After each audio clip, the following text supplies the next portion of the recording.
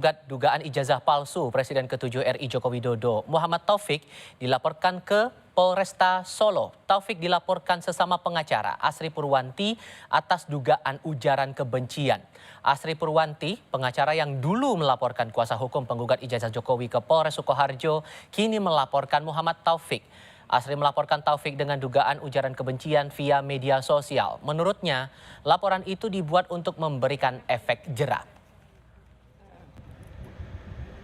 Terus ada lagi di WA yang mana?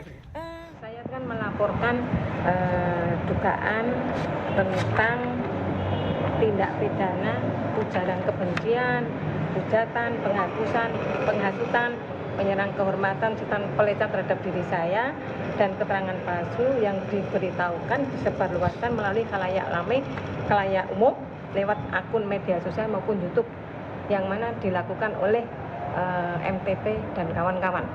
Karena sudah menyerang kehormatan saya, ujaran kebencian tersebut dipublikasikan melalui khalayak umum maupun YouTube maupun TikTok, saya nggak terima. Itu mungkin tahapannya kita akan mengkompilir semua bukti-bukti yang ada di